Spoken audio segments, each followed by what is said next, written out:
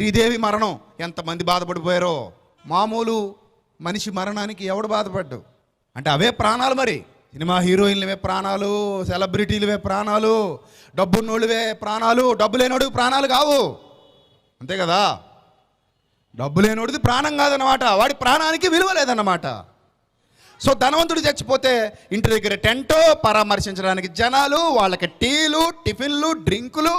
వీళ్ళ గురించి మాట్లాడేటప్పుడు పరలోకమునకు చేర్చుకొనబడిన ధనవంతుడు, మనం ఇచ్చేస్తాం సర్టిఫికెట్. ఇక్కడ ఆ దరిద్రుడి గురించి మాట్లాడేటప్పుడు ఏమంటాం తెలుసా? దరిద్రుడండి ఆయన, బతికినంతకాలం అలాంటి బతికాడు. దయలేదు దేవుడి దయ అతని మీద. దేవుడు అసలు ఆశీర్వదించలేదు అతన్ని. కుక్క చావు చచ్చాడు, కుక్కలు వచ్చి కురిపులు నాకేవి, కొట్టేవాళ్ళు లేడు. అమ్మ అలాంటి దరిద్రపు చావు ఎవరికి రాకూడదండోయ్. దేవుడు దయ, దేవుడు ఆశీర్వాదం లేని బ్రతుకులవి. దేవుడు అతనితో లేడు కనుకనే అతను అలా చీప్గా ఉన్నాడు. ఇతనితో దేవుడు ఉన్నాడు కనుకనే ఇతను ఈ స్థాయిలో ఉన్నాడు.